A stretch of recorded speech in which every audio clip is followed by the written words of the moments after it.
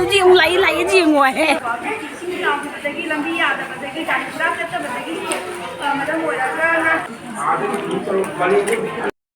ꯃꯌꯥꯝ ꯑꯩꯈꯣꯏ ꯀꯀꯥꯅꯦ ꯑꯣꯛꯄ ꯊꯣꯛꯂꯛꯑꯦ ꯑꯩ ꯊꯣꯡꯒꯥꯟꯁꯦ ꯀꯥꯎꯔꯕꯅꯤꯅ ꯀꯨꯏꯔꯕꯅꯤꯅꯅꯦ ꯀꯥꯎꯊꯣꯛꯑꯦꯕ ꯀꯀꯥ ꯂꯧꯕ ꯂꯥꯛꯑꯦ ꯈꯪꯉꯕꯣ ꯍꯧꯖꯤꯛ ꯑꯩꯈꯣꯏ ꯅꯅꯥ ꯈꯔ ꯋꯥꯡꯖꯔꯦ ꯀꯥꯏꯅ ꯍꯔꯥꯎꯖꯔꯦ ꯑꯩꯈꯣꯏꯗꯣ ꯆꯥꯔꯦ ꯆꯪꯉꯒꯅꯦ ꯗꯁꯥ ꯄꯨꯔꯒ ꯆꯠꯇꯣꯏꯅꯦ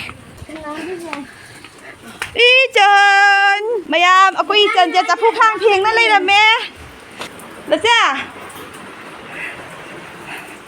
ꯑꯩꯒꯤ ꯖꯦꯅꯝ ꯍꯥꯏꯈꯤꯕꯗꯣ ꯖꯦꯅꯝꯁꯨ ꯁꯤꯗ ꯂꯩꯔꯦ ꯀꯩꯅꯣ ꯁꯦ ꯎꯃ ꯑꯩꯒꯤꯗꯤ ꯂꯧꯔꯛꯇ꯭ꯔꯕ ꯑꯪꯀ ꯍꯣꯔꯦꯟ ꯑꯃꯨꯛ ꯂꯧꯈꯤꯁꯤ ꯍꯥꯏꯗꯣ ꯑꯃꯨꯛ ꯄꯨꯕꯤꯈ꯭ꯔ ꯂꯣꯏꯔꯦꯅ ꯑꯩꯅꯅꯦ ꯃꯔꯣꯏ ꯃꯔꯥꯡ ꯍꯥꯏꯕꯗꯣ ꯁꯕꯖꯤꯁꯦ ꯈꯪꯗꯗꯅꯅꯦ ꯑꯗꯣ ꯃꯣꯏ ꯁꯤꯡꯖꯨꯗ ꯆꯥꯖꯔꯁꯨ ꯑꯗꯨꯝ ꯄꯨꯈ꯭ꯔꯒꯦ ꯀꯣ ꯆꯥ ꯍꯦꯛꯏꯔꯣꯁꯦ ꯅꯠꯇ ꯖꯥꯝꯕꯗꯤ ꯅꯝ ꯅꯠꯇꯦ ꯈꯨꯌꯥꯝ ꯑꯃ ꯎꯖꯗ꯭ꯔꯤꯅꯦ ꯑꯩꯗꯤ ꯑꯉꯧꯕ ꯐꯨꯔꯤꯠ ꯂꯤꯠꯂ ꯂꯥꯛꯏꯅꯦ ꯍꯣꯔꯦꯟ ꯅꯪ ꯀꯥꯂꯤꯃꯥꯏ ꯑꯃꯨꯛ ꯆꯪꯗ꯭ꯔꯤꯕ ꯀꯥꯂꯤꯃꯥꯏ ꯃꯟꯗꯤ ꯀꯥꯏꯗ ꯂꯩꯒꯦ ꯅꯪ ꯍꯣꯔꯦꯟ ꯆꯦꯡꯍꯟꯕꯤꯅ ꯆꯪꯕ ꯌꯥꯏꯅ ꯆꯪꯉꯨꯁꯤ ꯀꯥꯂꯤꯃꯥꯏ ꯃꯟꯗꯤꯔꯗꯁꯨ ꯆꯪꯉꯨꯅꯤ ꯃꯌꯥꯝꯁꯤꯗ ꯃꯟꯗꯤꯔ ꯂꯩ ꯍꯥꯏ ꯑꯗꯨꯒꯁꯨ ꯆꯪꯉꯨꯅꯤ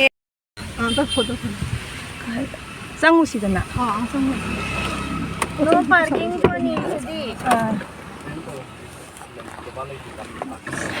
ꯃꯌꯥꯝ ꯑꯩꯈꯣꯏꯅꯦ ꯁꯤꯒꯤ ꯖꯤꯝꯄꯥꯜ ꯑꯣꯐꯤꯁꯁꯤꯗ ꯆꯪꯉꯨ ꯍꯥꯏꯅ ꯍꯥꯏꯔꯛꯄ ꯑꯗꯣ ꯍꯥꯟꯅ ꯁꯤꯗ ꯆꯪꯉꯅꯤ ꯑꯩꯈꯣꯏꯒꯤ ꯈꯔ ꯈꯔ ꯁꯤꯒꯤꯁꯦ ꯗꯔꯀꯥꯔ ꯇꯥꯕ ꯃꯐꯝꯗꯨꯗꯩꯗ ꯄꯣꯠꯁꯤ ꯊꯨꯅꯕ ꯌꯧꯍꯟꯕ ꯁꯝꯅ ꯍꯥꯏꯔꯒ ꯇꯤꯜꯍꯧ ꯆꯅꯝ ꯑꯂꯨ ꯂꯩꯕ ꯃꯐꯝꯗꯨꯗ ꯍꯟꯖꯤꯟ ꯄꯨꯁꯜꯂꯛꯄ ꯏꯁꯥꯅ ꯃꯥꯅꯤ ꯃꯣꯏꯗ ꯋꯥꯠꯄꯗꯣ ꯃꯣꯏꯗ ꯄꯤꯒꯗꯕꯗꯣ ꯃꯊꯪ ꯃꯥꯅꯤ ꯑꯗꯨꯗꯨꯅ ꯑꯩꯈꯣꯏꯅ ꯁꯤꯗꯩꯗ ꯄꯣꯠꯁꯤꯅ ꯁꯤ ꯌꯧꯁꯤꯜꯂꯛꯑꯀꯥꯟꯗ ꯁꯤꯗꯒꯤ ꯀꯔꯝꯕ ꯔꯤꯂꯤꯐ ꯁꯦꯟꯇꯔ ꯀꯔꯝꯕ ꯃꯐꯝꯁꯤꯗꯩꯗ ꯀꯔꯤ ꯋꯥꯠꯂꯤ ꯍꯥꯏꯕꯗꯣ ꯁꯤꯗꯒꯤ ꯑꯋꯥꯠꯄꯗꯣ ꯄꯨꯊꯣꯛꯑꯒ ꯅꯠꯇ꯭ꯔꯒꯗꯤ ꯅꯪ ꯑꯂꯨ ꯃꯌꯥꯝ ꯄꯩꯔꯒ ꯂꯩꯕ ꯃꯐꯝꯗꯨꯗ ꯑꯂꯨ ꯄꯠꯇꯅ ꯄꯨꯝꯗꯅ ꯄꯥꯝꯃꯤ ꯁꯤꯖꯤꯟꯅꯐꯝ ꯈꯪꯗꯦ ꯁꯣꯝꯒꯤ ꯑꯋꯥꯠꯄ ꯑꯃꯗ ꯄꯤꯕꯤꯕꯅ ꯐꯩꯗꯅ ꯑꯗꯒꯤ ꯐꯤꯔꯣꯟꯗꯣ ꯁꯣꯝꯒꯤ ꯋꯥꯠꯂꯦ ꯍꯥꯏꯇꯥꯔꯒꯅ ꯑꯩꯈꯣꯏ ꯁꯣꯛꯇ ꯊꯝꯃꯒꯗꯤ ꯅꯨꯄꯤ ꯀꯌꯥꯅꯣ ꯅꯨꯄꯥ ꯀꯌꯥꯅꯣ ꯃꯁꯤꯡ ꯄꯤꯔꯒ ꯐꯤꯔꯣꯟꯗꯣ ꯑꯗꯨꯗꯒꯤ ꯈꯥꯏꯗꯣꯛꯑꯒ ꯁꯤꯅꯁꯦ ꯑꯋꯥꯠꯄꯗꯣ ꯃꯥꯏ ꯑꯋꯥꯠꯄ ꯃꯐꯝꯗꯨꯒꯤꯗꯣ ꯊꯨꯡꯅꯅꯕꯒꯤ ꯍꯣꯠꯅꯔꯤꯅꯦꯕ ꯔꯤꯂꯤꯐ ꯃꯦꯅꯦꯖꯃꯦꯟ ꯀꯃꯤꯇꯤ ꯍꯥꯏꯗꯅ ꯁꯤꯒꯤꯁꯦ ꯅꯧꯅ ꯍꯥꯡꯕꯅꯦꯕ ꯑꯗꯣ ꯁꯤꯗꯩꯁꯤꯗ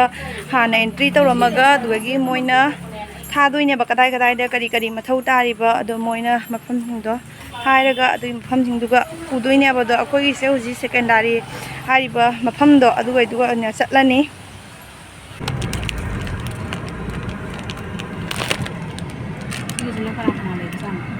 ꯂꯩꯇ꯭ꯔꯕꯣ ꯃꯌꯥꯝ ꯏꯁꯤꯡꯁꯨꯅꯦ ꯄꯣꯔꯛꯀꯅꯨ ꯍꯥꯏꯌꯦꯕ ꯑꯗꯨ ꯑꯣꯏꯔꯒꯁꯨ ꯑꯩꯅ ꯀꯦꯁ ꯑꯃ ꯄꯨꯔ ꯂꯥꯛꯑꯦ ꯃꯥꯅꯅꯦ ꯀꯦꯁ ꯑꯃ ꯂꯧꯔꯕ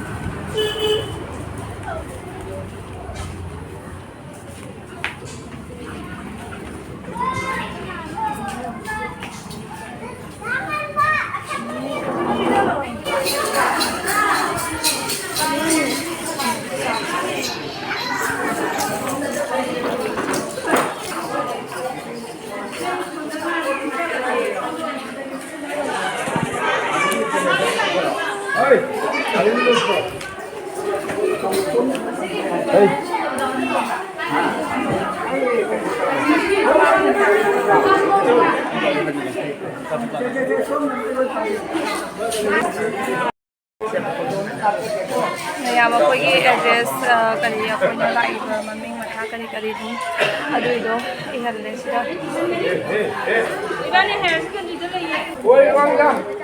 지금 한번 야, 라이가 들어. 전부.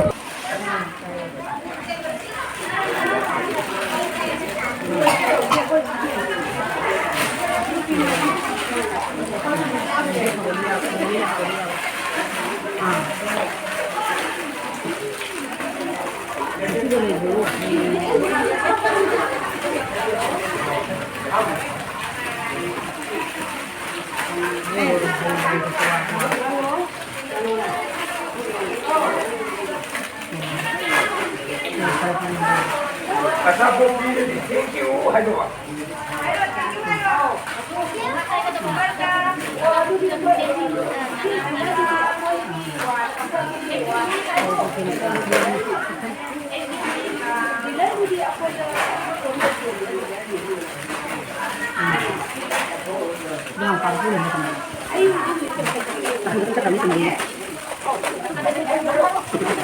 스쿨 가다 보자.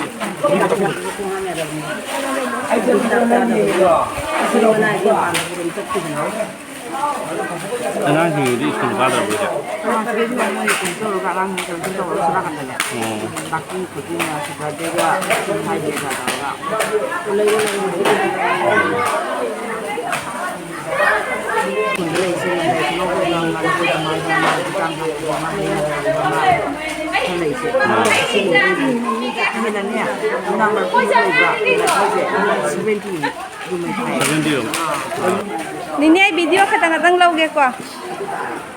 Ado may apply di ba pipam sa screen ba?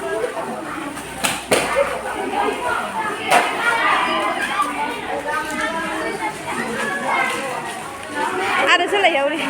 Ada sa pagka Yaure. Sarang gani ne. Nini tumba ba tan da phiya ma thabra ma thakta. Sarang gani ai ba natra de.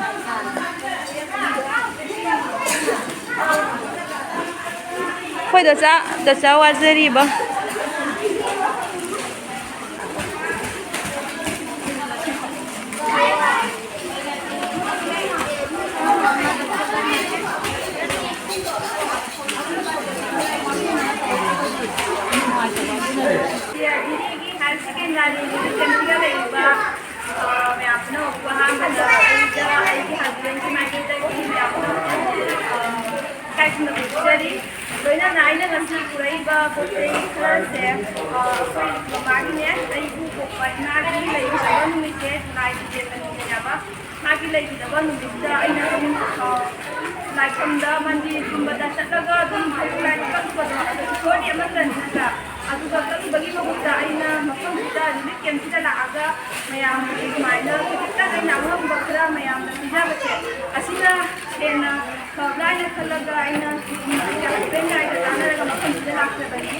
Ada mayam, aina pulai ko putai singge, mayam tu buat kot mana dia, mayam pura kodong ngam deh, makung mayam tu, aning tu mana ngam deh, do aina kaya putai pura, pura yang putai dina, mayam di apian bayi do, orang sinuka, bon terapu deh ni apa itu, bon terapu kita kai deh ni, lagi di channel macam mana, ikan mulai na. Channel kita tu aina hafte laga pa, dan ini kiam kita lagi bani mayam kita kau bawa macam mana tu, mau cekaran berjuang dalam ini, asyik kan dah mayam tu Yaure ni ko. Adu na aina sigi makam jala ba mayam ki video to aina mate ga masum jare adu aina nai ai channel duga ki ai sai da jare ke to pathang do mina ku thang ai video do ye video ni mate de thang ko ku ai ne aina masi mate khang de na la sai ai ni na ki kaya ku ni yam na buja le ba aina ni management committee ai na committee ma si ne ba ko abi sigi yam ba yam ba sindi ba to na ma ini mata, तो यहाँ पे हिंदी में दुआ वाली सुना लगा, मान रहा है अपने आप में हम सुधा कोटे मतलब हिंदी में क्या पता नहीं कोटे में ना मैं यहाँ कोटे, अब ना मक्खन ये मतलब ताने तो सही चीज़ अब सब तक कोरा अगर ये ना कोई ना खाना ना खाए मक्खन ये कोई ना उसे कैंसर ना ये नहीं सुनते, होजी कोई ना चाचा बच्चे को मोई तक तो डोम चाचा बगाई तारे को अब किसी ने आप बच्चे लंबी याद बच्चे जाने पूरा करते बच्चे मतलब मोई ना चाले को कोई चाचा बना मतलब मोई तो मैंने खाए पर ना कोई नहीं तो वो तो डोंगा तो कोई ना कुछ डोंगा है ना अगर ना मैं यहाँ आई ना डोंगा ना के चाचा बना तो मैंने डोंग कोरे अब senior senior Dong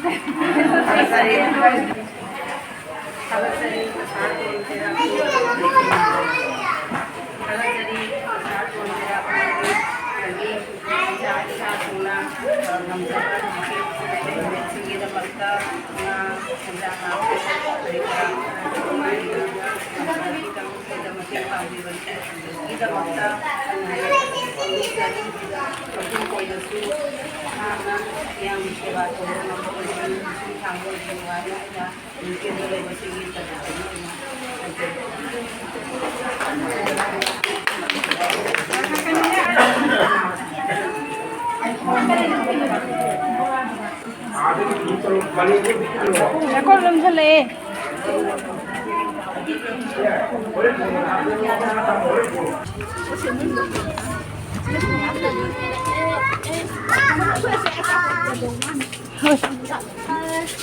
我洗掉了没？不然盘子都走嘞，你不知道？盘子落嘞。哦。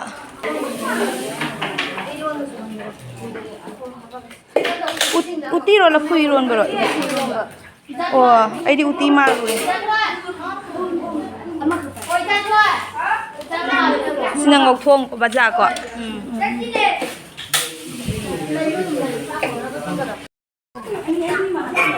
Mayam xin nungai na ka laiba din na te ko khudong sa da bagi laiba ni aba. Mayam ai gi followers subscriber ama phangnare jiri gi nata jiri gi nungsi ra bai gi subscriber ama phangnare ado aina ngasi lakpa sita jengo moi sugna ba phangi natra de sugna ba phangoi da bane hari nagar bhutan sagi saksar ga oina satnani saksar ani meeting to ha kanu ki chen ki ni ko ni ko ko ko ni ko ya de ai ni ye ngang la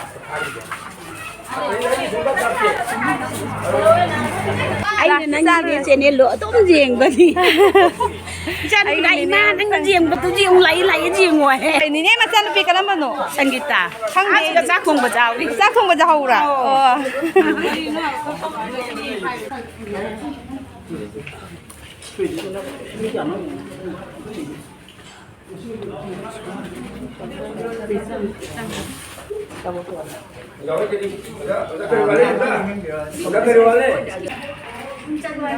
chất kề này khổ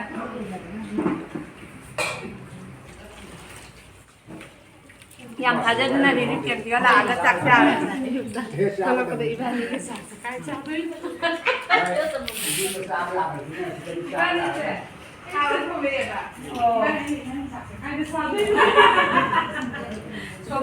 양이 매장 아이 집에 경도 보이네.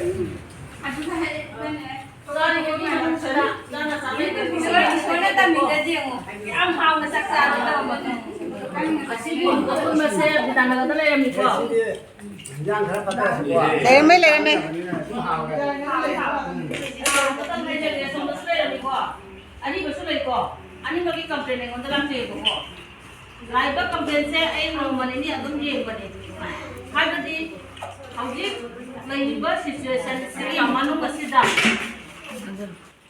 Lu thakwa, ganda thakwa, asih gumba mayam cella, kana bagi damakta. Macam masu mayam cell, pada nana lagi nana bagi damakta, lekai sendiri nana bagi damakta, tinggi bakwa damakta ni kok. Hari ada pun makto, tu ina mang rasanu, adu bu. Hauti dalam lokal nala ini matam. Aigi ija migi maca, lu ina pulla balik matam ni kok. Pulla lagi matam sida, aigi ija kutang lagi kasu. Aigi ni baju apa tu kok aigi kena batara kadi. Angang adu ki magi, makuk tu kali orang kada dia ba. Mayam akoina ne kem dagi tholak pai matang duga gari chakre adna jiri gi mauna hasin jelo amang ne phonga tauna dana moi si surok to thokna hore ba ado mayam ai makha ta video di lawjaraktre duga aina jenam lawruba kholuba adu dei blog oina tokan hapjarage relief kem gi oindi side dung loisalage